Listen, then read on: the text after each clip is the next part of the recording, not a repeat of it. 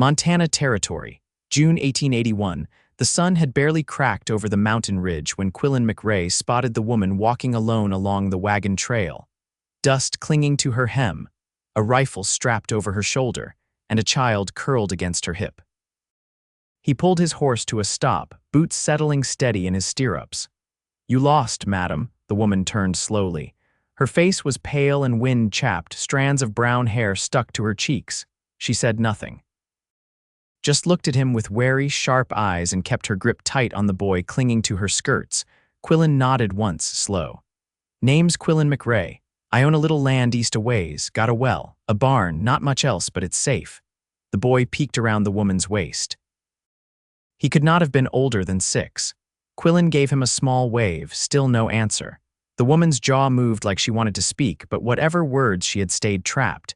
"You do not have to talk," Quillan said, voice gentle, "but if you are needing food or rest, I can help."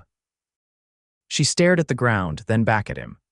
Finally, she gave a small nod. That was all the answer he needed. Her name was Calla Hargrove. She told him that much after 2 days on his land, sitting under the shade of the cottonwood tree as her son Zeke helped Quillan feed the chickens. "My husband left us in Helena, said he was going for work in Idaho, never came back." Her voice was dry, scraped thin from wind and silence. "We waited 2 months, then we ran out of coin and food." Quillan had not asked, but he listened, standing quiet beside her with a tin of coffee in his hands. "I tried to find a cousin near, but we walked, got turned around, then Zeke got sick." Quillan looked to the boy, now crouched in the dirt, talking to a hen like it was a dog. "He's all right now," Calla said, voice softer, "but I do not know where to go next." "You are welcome to stay here if you are all right with small quarters," Quillan said. "There is a spare bed in the loft. I do not have much, but what I have you are welcome to." She looked at him, not quick, not filled with thanks, just looked, like she was trying to decide if he meant it. "I do not say things I do not mean," he added. She gave him one of those slow nods again. Quillan had always worked alone. He liked the quiet of it. The rhythm.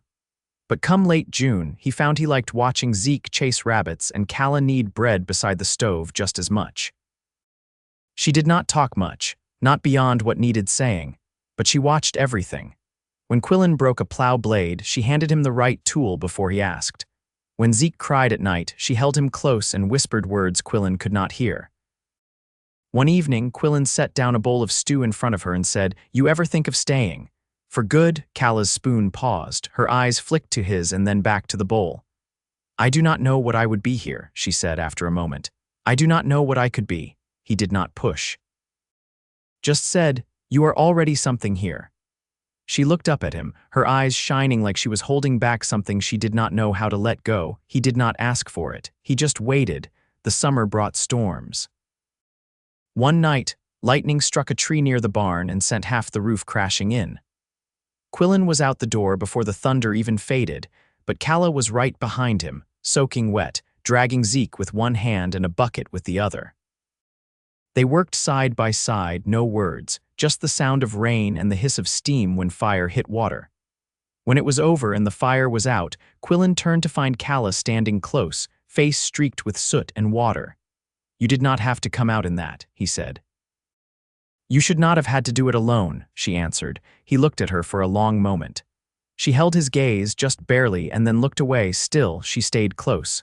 Weeks passed. Zeke took to following Quillan around like a second shadow. He asked questions about every tool, every fence post, every horse.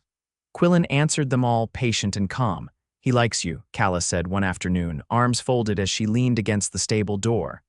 "I like him too, smart boy," she nodded. Her fingers tugged at the fabric of her sleeve. "Calla," Quillan said, stepping closer, "you do not have to rush into anything. I know you have been through a lot. If you do not know what to say yet, that is all right. I am not going anywhere." She blinked fast, eyes glassy. "I do not know how to do this." "You do not have to know everything," he said. "You just have to stay." She took a breath like it hurt, then nodded. "All right." That night, she came down from the loft after Zeke was asleep. She stood in the kitchen doorway, bare feet silent on the floor. "I want to stay," she said, voice barely above a whisper. I do not always know how to say things right." Quillan stepped forward, took her hand in both of his. "You do not have to say it perfect. I will wait for the words, however long you need." She looked up at him, then leaned in and pressed her forehead to his chest. He wrapped his arms around her, holding her like something breakable but strong. She did not say anything else that night. She did not have to. July brought heat that baked the earth hard and sent snakes slipping beneath the barn's cool shadow.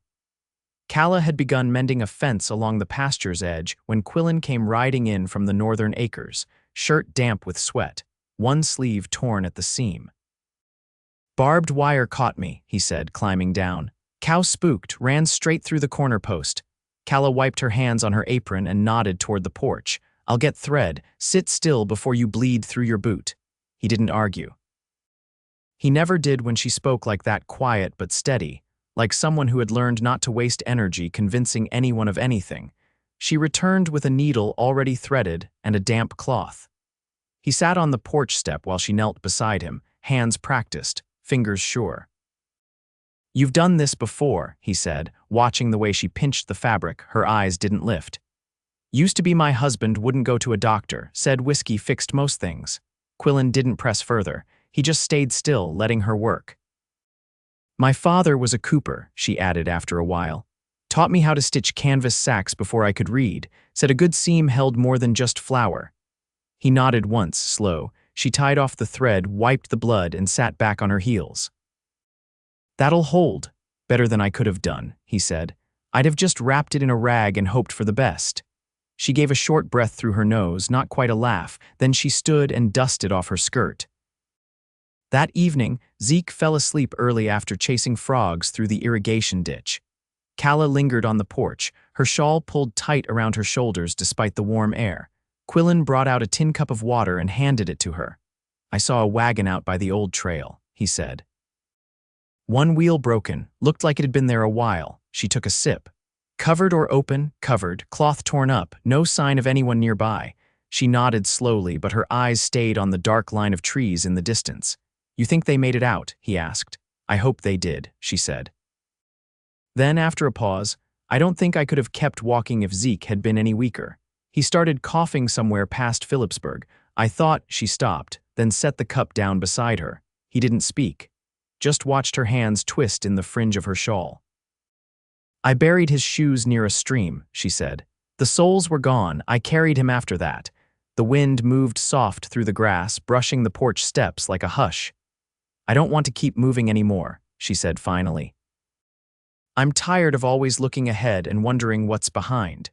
"You don't have to," Quillan said. "Not here." She turned toward him, her face unreadable in the fading light. "You mean that?" "I do."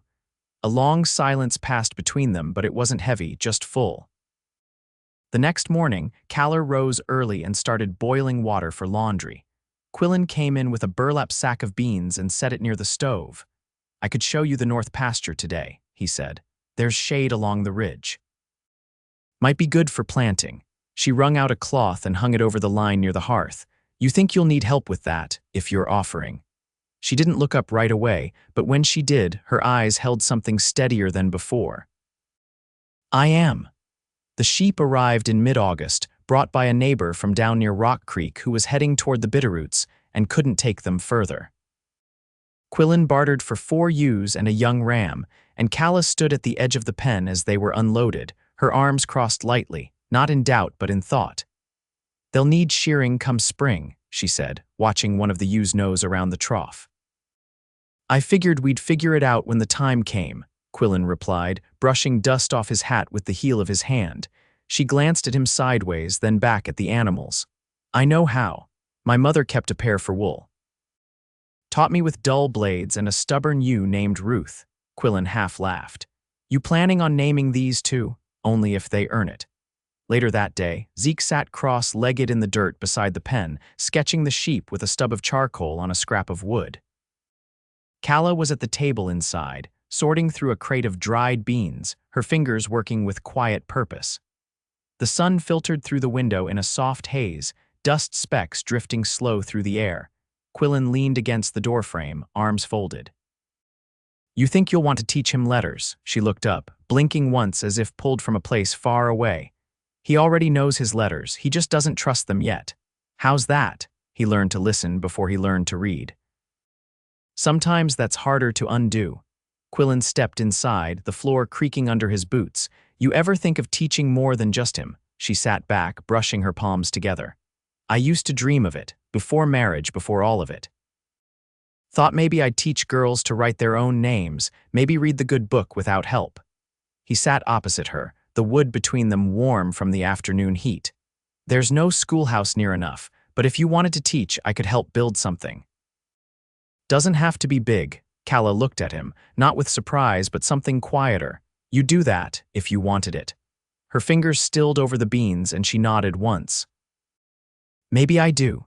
2 mornings later, she was standing with a saw in her hand, sleeves rolled above her elbows, measuring boards beside the barn.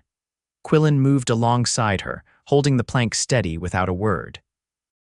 Zeke sat on a stump nearby, watching closely, lips moving as he counted under his breath.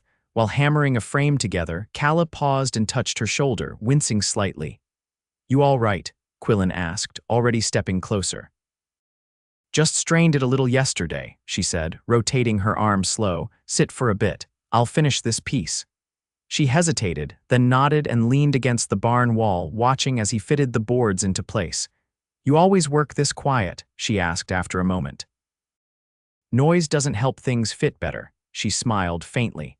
My husband used to fill every silence, never let stillness settle. Quillan didn't look up. I've found stillness tells you more than words sometimes. When she didn't answer, he glanced over. Her gaze was distant again, but not closed. I used to think if I said nothing, folks would think I had nothing to say, she murmured. But now I think maybe I was just waiting to say it to someone who'd listen. He set down the hammer and walked over, standing a few steps from her. I'm listening. She held his gaze for a long moment, then nodded, but it wasn't the guarded nod from before. This one had weight behind it, like a door settling open.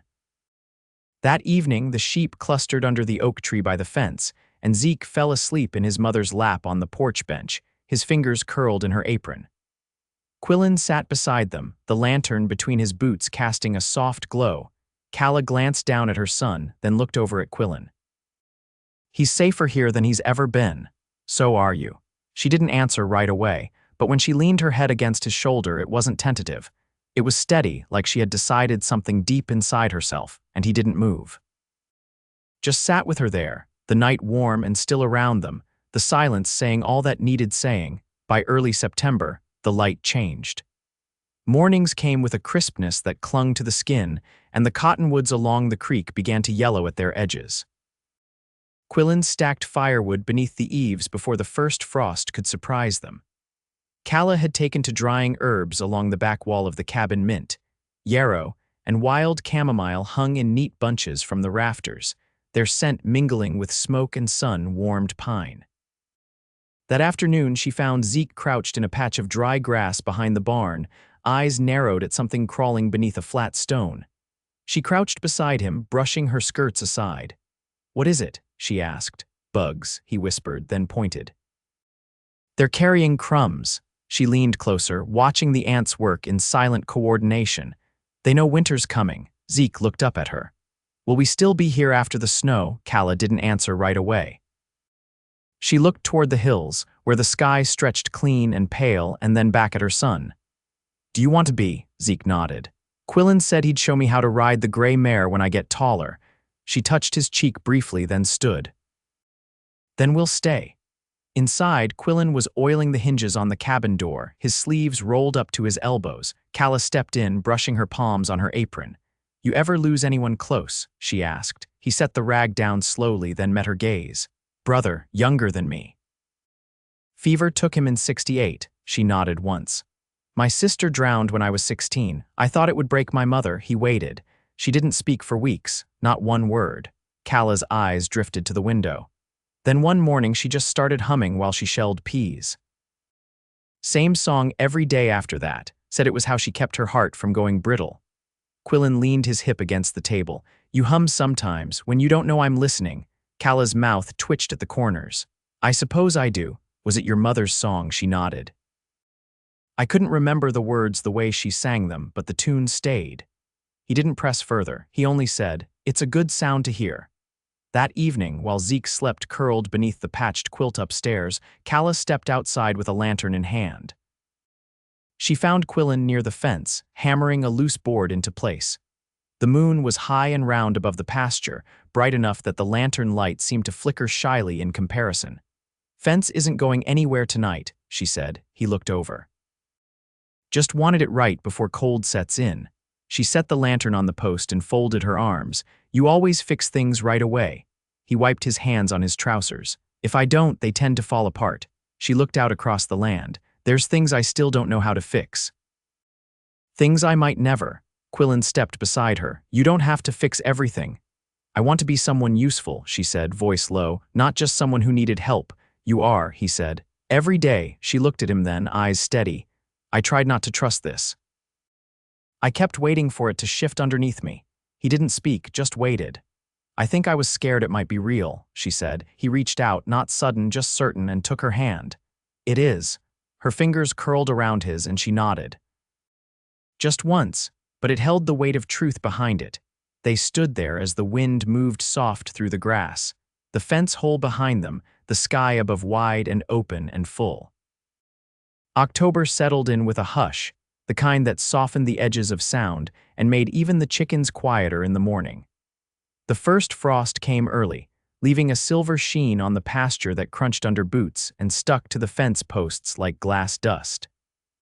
Calla stood at the window before dawn most mornings now, arms wrapped around herself, watching the ground whiten while the stove popped and sighed behind her. On one such morning, she turned to Quillan, who was pouring hot water over coffee grounds. "I need to send word to my aunt in Missouri," she said. "She wrote once long ago. I want her to know we are all right, that we've landed somewhere." Quillan nodded, setting the tin pot down without looking away. "I'll ride into Deer Lodge next week. I'll see it posted." Calla stepped closer. "I can write it today if you've got paper." "In the ledger drawer," he said, then paused. "You want to include anything for her? I'll tell her we found a place where the mornings are quiet and the boys growing strong." Quillan's eyes met hers. "And what about you?" She didn't answer right away. Then, after a breath, "I'll tell her I'm not waiting for the next storm anymore." Later that day, a man rode up the trail on a pale roan, a wool scarf wrapped tight around his neck. He stopped at the gate and called out politely, tipping his hat. Calla stepped out first, her hands drying on a cloth. "Name's Harold Vickery," the man said. "I'm with the circuit judge heading through to Missoula. Heard you've got a good patch of land here." Quillan came up behind her, Zeke trailing close. "We're not selling," Quillan said. "Not looking to buy," the man replied. "Judge is asking if you'd host a small gathering when he passes back through. Folks in these parts haven't had a harvest meet in a long while." Calla looked to Quillan, then back to the man. "When?" "Week after next, just a handful of families." "Potluck, some music maybe." "Judge says it's time folks remember they've got neighbors." Quillan nodded. "We'll host." After the man rode off, Calla turned to him. "You sure?" "I think we're ready to be known," he said. The days leading up to the gathering were full. Calla and Zeke gathered late squash and apples, and Quillan mended a bench that had sat crooked since spring. Calla found a dress she hadn't worn in years, tucked deep in the trunk she thought she'd never open again. It was faded lilac, with a hem she let down and a neckline she reshaped with careful stitches. When she stepped out in it, Zeke clapped, and Quillan set down his tools without a word, his eyes warm with something she didn't need explained. The gathering brought 15 people to their door, some on foot, others by wagon. There was stew simmered in iron pots, cornbread wrapped in cloth, and a fiddle that came out as the sun dipped behind the ridge. Zeke ran wild with 2 other boys, cheeks red with wind and joy. Calla stood beneath the lantern strung from the barn eave, watching as Quillan spoke with a rancher from downriver. He laughed at something the man said, then turned, catching her eye. He walked toward her slow, not rushed, not uncertain, just sure. "They're asking who built the pen," he said. "I told them it was your plan and my hammer," she smiled, soft in the lantern light.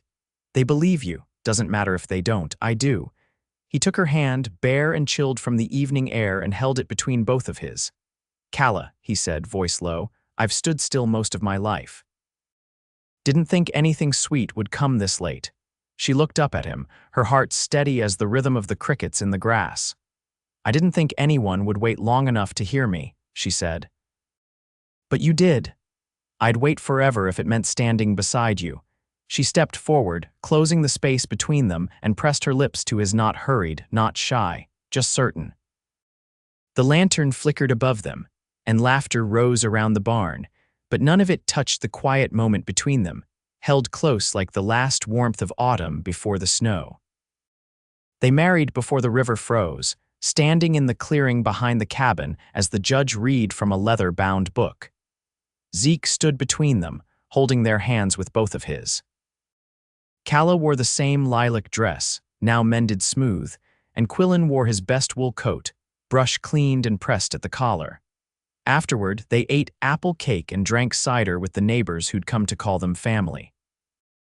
That night, Calla and Quillan sat by the fire, Zeke asleep upstairs, and she rested her head against his shoulder. "We're not just surviving anymore," she said. "No," he answered, pulling her close beneath the quilt. "We're home." Years passed and the cabin grew. They added a second room, and Calla's schoolhouse took shape by the creek, built from pine and filled with slate boards and long benches. Zeke got his gray mare when he was tall enough to saddle her himself, and Quillan taught him how to build a fence that didn't lean. Calla's letters to Missouri became less frequent, not because she forgot, but because there was less aching to explain. Her aunt wrote back once with pressed flowers and a line that read, "You sound like your mother now." Spring came again, as it always did, and the sheep had their lambs in the far corner of the pasture. Quillan caught Calla watching them one morning, her apron full of eggs, her hair tucked beneath a scarf. "You still glad you stayed?" he asked. She turned to him, eyes full of the soft knowing that came only after long winters and hard-won peace. "I never truly lived until I did." He took the basket from her hand and kissed her cheek as the sun rose over the ridge, casting light across the land they'd built together, honest, steady, and deeply theirs.